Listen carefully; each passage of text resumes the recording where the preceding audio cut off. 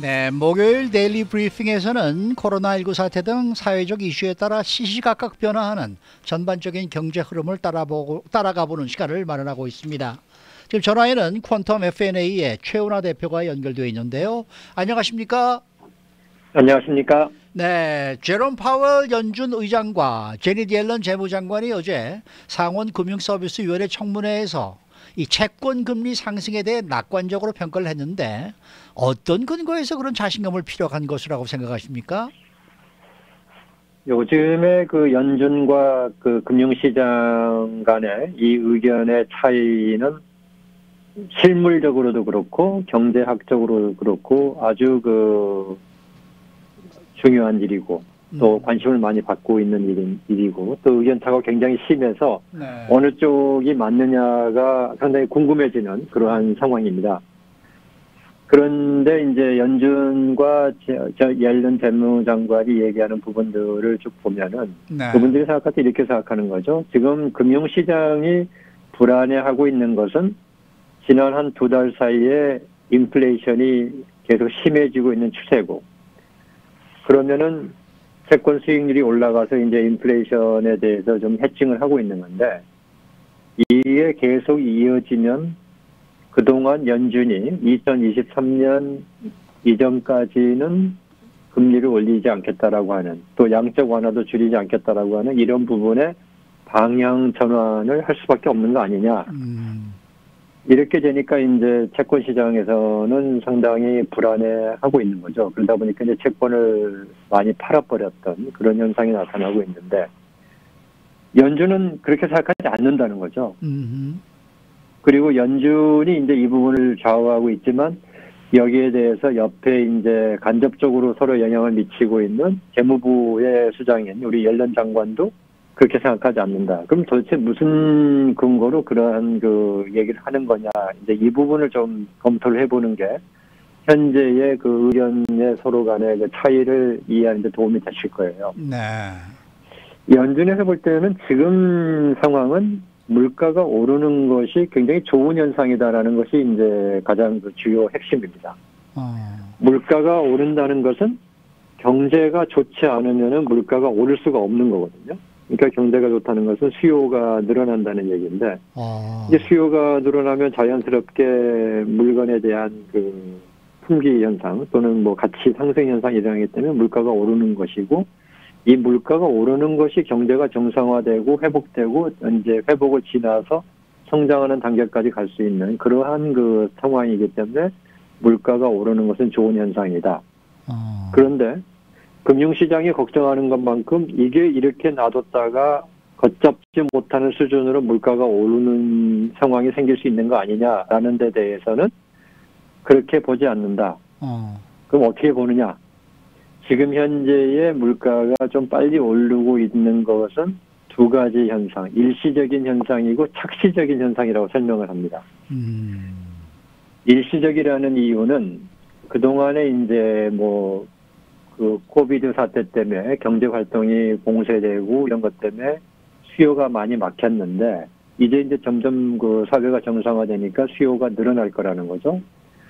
그러니까 기업들도 재고를 많이 쌓아내야 되고, 그 다음에 서비스업도 그동안 문 닫았다가 요즘에 이제 재가동을 하니까 이제 점점 그 사람도 많이 쓰게 되고, 거기도 그 재고를 만들어야 되고, 이제 이런 상황이 생기는 거죠. 그러니까 이런 상황에서 일시적으로 수요가 평소보다 더 많이 올라가고 있는 거다. 그렇게 보면 이제 원자재 값도 오르는 것이 당연하고, 모든 부분이 그 한꺼번에 물류, 요즘 같을 때 이제 그 우리 LA 항만도 굉장히 그런 그 적체 현상을 겪고 있지만은 뭐 컨테이너 잡기도 힘들고, 이 정도로 물량이 늘어나는 것은 한마디로 밀린 숙제를 하고 있다는 거죠, 경제가. 그러니까 밀린 숙제를 하고 있는 현상인데, 이 밀린 숙제가 끝나면은 이게 계속 지속이 되겠느냐? 그거보다는 오히려 팬데믹 이전 상황으로의 정상적인 수준으로 돌아가는 것이 더 타당한 설명이 아니겠느냐라고 보는 거죠.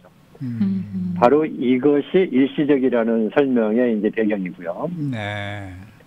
두 번째 착시 현상이라는 건 뭐냐면, 물가는 한 달 월별 대비도 하지만은 전년 동기 대비를 합니다. 1년 전에 비해서 얼마나 올랐느냐 이런 걸 하는 건데 네네.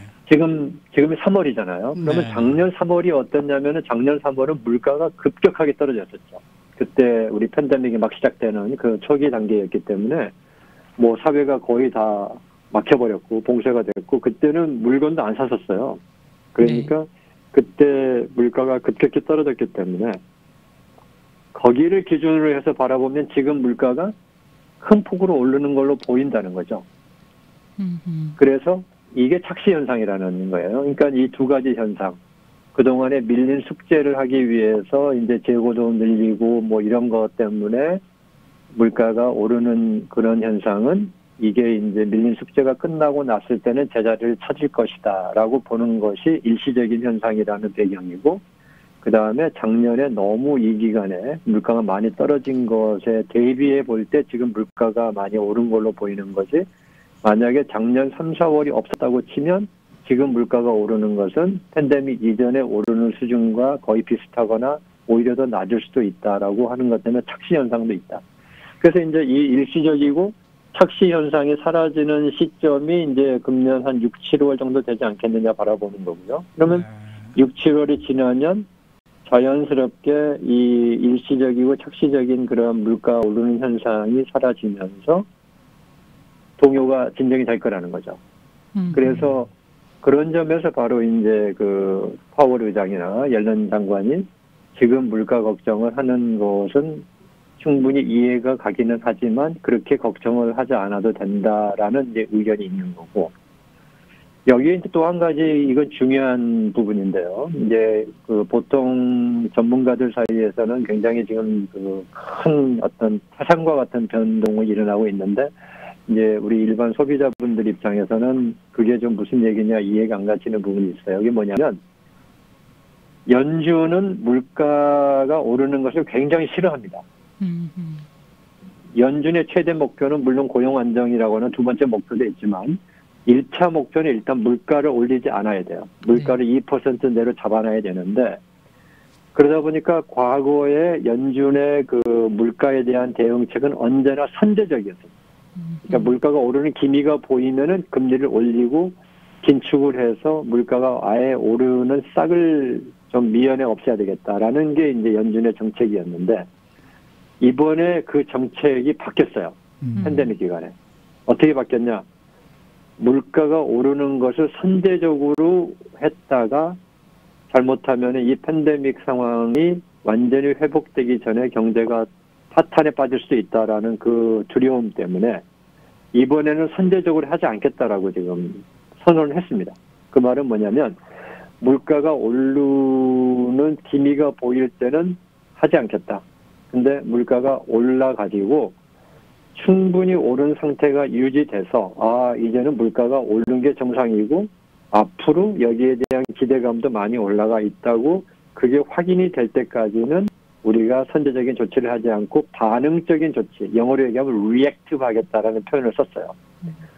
그러니까 연준은 현재 상태에서 아무리 인플레이션이 많이 오른다 그러더라도 아까 얘기한 일시적인 현상, 착시적인 현상이 확인이 되고 한 6, 7월에 가서 보니까 이게 일시적이 아니었고 또 착시도 아니었고 실제로 물가가 많이 오르고 있구나라고 확인이 되면 그 이후에도 상당 기간을 기다려 보다가 더 이상은 안 되겠다 하는 단계에 가서야 올리겠다라고 하는 그런 입장을 지금 계속 보여주고 있습니다. 이 발표를 하고 있어요. 그래서 이제 크게 정리해 보면은 연준이나 재무장관 쪽의 입장에서 볼 때는 지금의 그 물가 인상, 그 다음에 채권 그 수익률 인상은 좋은 현상이다. 경제가 지금 회복되는 단계에서 나타나는 좋은 현상.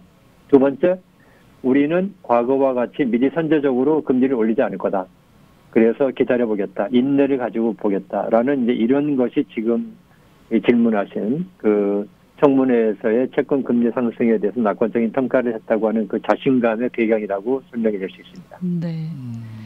자, 그런데 현재 1조 9천억 달러 부양책이 시행이 되고 있고요. 앞으로 또 3조 달러 규모의 인프라스트럭처 투자까지 이어지면서 연방정부가 대대적인 돈풀기를 하고 있는데 여기에 또 더해서 제롬 파월 의장하고 옐런 장관이 코로나19에 대응하는 재정 지출 급증에 대해서 옹호를 했어요.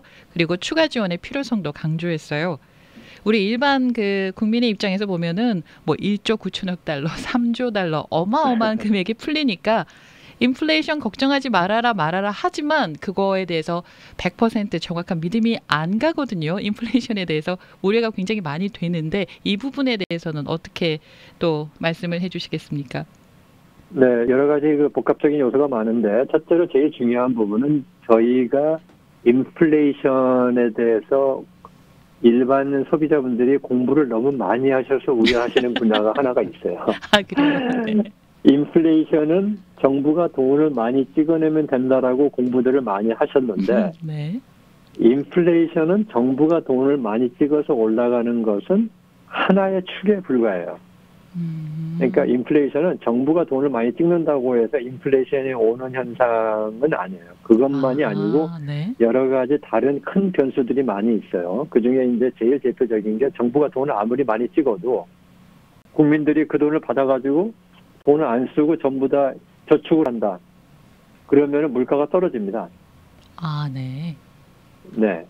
지금 정부에서 1조 9천억을 해가지고 저희 미국에 3억 3천 명에 다 나눠냈다고 해보자고요. 근데 그 돈을 받아가지고 전부 다, 우리는 걱정돼서 돈 안 써. 그래가지고 전부 다 예금에 집어넣었어요. 그러면은 수요가 안 일어나는 거죠. 소비가 안 일어나는 거죠. 그렇죠. 네. 그러면은 물가가 오를 가능성이 없는 거죠. 그래서 이제 예를 들면 그런 것도 있고. 그래서 지금의 현상은 연준에서 바라볼 때는 이런 거예요. 돈을 아무리 풀어줘도 지금 현재 소비자들이 그 팬데믹 이전 상태보다도 소비를 더할 만큼의 그런 정도의 소비가 발생하는 건 아니다. 이것은 통계적으로 이미 나와 있죠. 그러니까 이 팬데믹 이전의 소비, 그 소비가 크게 둘로 나뉘죠. 물건에 대한 소비가 있고 서비스에 대한 소비가 있는데 물건에 대한 소비는 지금 그 전보다 늘었어요. 팬데믹 이전보다. 네. 근데 서비스에 대한 소비는 그 전보다 아직도 훨씬 못 미치고 있어요. 그러면 전반적으로 볼 때 돈을 아무리 풀었어도 지금까지의 이 팬데믹 이전 상태의 소비를 못하고 있는 거예요. 지금 미국은. 그러니까 이 갭이 있는데 이 차이를 계속 정부가 돈을 대주지 않으면은 2019년 상태의 경제로까지 가기가 어렵다는 거죠. 그러니까 지금은 소비자들이 소비를 못하는 상태이기 때문에 심리적으로 아직 여기에 대해서 정부가 돈을 많이 줘가지고 자꾸 소비를 권장하는 단계이기 때문에 돈을 많이 푸는 면에서는 인플레이션의 가능성이 있느냐? 맞습니다. 그러나 돈을 많이 풀었을 때 그 돈이 너무 지나친 과잉 소비로 연결이 될 거냐? 여기에 대해서는 아직은 아니라는 거예요. 그러니까 이 부분이 이 두 가지 복합적인 요소를 볼 때 지금 연준은 아직은 어떤 단계냐면 정부가 돈을 풀어주지 않으면 경제가 잘못하면 다시 더블딥, 이중 침체에 빠질 가능성도 아직도 남아있다. 물론 지금 백신이 나오고 했기 때문에 훨씬 정상화될 가능성은 높아졌지만 그래도 아직 퇴원시켜줄 만큼의 그렇게 완전한 정상적인 건강을 회복하지 않았다고 보고 있고 이게 회복되지 않은 한도에서는 돈을 푼다고 해서 인플레이션이 걷잡지 못하고 올라가는 가능성은 거의 없다라고 보기 때문에 그쪽에서는 괜찮다라고 생각을 하는 거죠. 알겠습니다. 아니 그래도 뭐 두 사람 그 파월 연준 의장과 제니 옐런 재무장관의 그런 자신된 찬 이 발언에도 불구하고 뉴욕 중구시장이 어제도 떨어졌고 오늘도 지금 또 떨어지고 있단 말이에요. 이건 어떻게 해석을 해야 될까요? 네, 아주 좋으신 질문이고요. 이것도 이제 귀에 못이 박히도록 저희들이 항상 설명하는데 증시를 또 움직이는 것도 거기를 움직이는 축이 몇백 가지, 몇천 가지가 됩니다. 그래서 주식시장의 변동을 어느 하나로 연결해서 보는 것도 공부들을 굉장히 많이 하셔서 그런 건데, 네. 네, 주식시장의 변동을 좌우하는 팩터들은 굉장히 많고요. 그 다음에 그 중에 물론 대표적인 게 연준의 그 통화정책 이런 것들이 있는데, 그 지금 현재 상태에서 주식시장이 앞으로 오를 거냐에 대해서 설명하라 그러면은 한 서너 시간을 설명해도 부족한 만큼 좋은 변수가 많이 있어요. 반대로 앞으로 주식시장이 조정을 받거나 아니면 침체에 빠질 거냐를 설명해봐라 하면은 또 한 서너 시간 얘기할 만큼 있어요. 그만큼 이 주식시장에 대해서는 여러 백가쟁명식의 여러 이론이 많기 때문에 그것을 하나로 저희가 얘기할 수는 없는데 지금 현재 주식시장이 앞으로 좋을 거라고 보는 얘기만 해보면 이런 거죠. 경제 성장 속도가 지금 굉장히 빨라지고 있습니다. 그러면 아무래도 기업의 이익이 늘 거고, 기업이 이익이 늘고 있는 상태인데 부양안까지 지금 추가로 나오기 때문에 점점 소비가 더 많아질 거고, 그 다음에 돈도 많아지니까 주식시장에 들어올 돈도 많다. 그 다음에 백신이 보급되고 있기 때문에 경제 완전 정상화 가능합니다. 이런 이유를 보면은 앞으로도 주식이 올라갈 수밖에 없지 않느냐라고 볼 수 있어요. 그러나 반대로 주식시장은 이렇게 될 걸 예상해서 너무 지나치게 빨리 성장했다라고 보는 시각이 있어요. 근데 그걸 보시면 지금부터는 훨씬 더 좋아지지 않는 한은 주식시장이 올라가기도 힘들고 잘못하면 조정될 수밖에 없다라고 볼 수도 있는 거죠. 그래서 지금 주식시장을 바라보는 시각은 저희들이 항상 강조하지만 절대로 어느 하나의 요소에 의해서 이렇게 되더라라고 하는 그런 생각을 빨리 없애주시는 것이 주식 투자하시면서 실패 안 하시는 중요한 척도입니다. 네. 저희가 라스베가스에 가신 분들이 항상 하시는 말씀이 있죠. 뭐 아침에 일어나서 했더니 돈을 따더라. 뭐 어떻게 했더니 돈을 따더라. 그게 전부 그냥 하나의 우연한 결과만 놓고 그걸 일반화시키시는 거거든요. 그렇죠. 그러니까 주식시장도 그러한 부분에 일반화시키는 한두 가지의 나의 체험을 가지고 일반화시키는 그런 현상을 보시기보다는 이런 너무나 많은 변수에 의해서 움직이는 거니까 이 부분을 다 볼 때까지는 신중해야 된다라는 그 점을 좀 기억해 주시면 좋지 않을까 생각합니다. 네, 오늘 말씀 잘 들었습니다. 네, 감사합니다. 감사합니다. 자, 지금까지 퀀텀 F&A의 최은하 대표와 함께했습니다.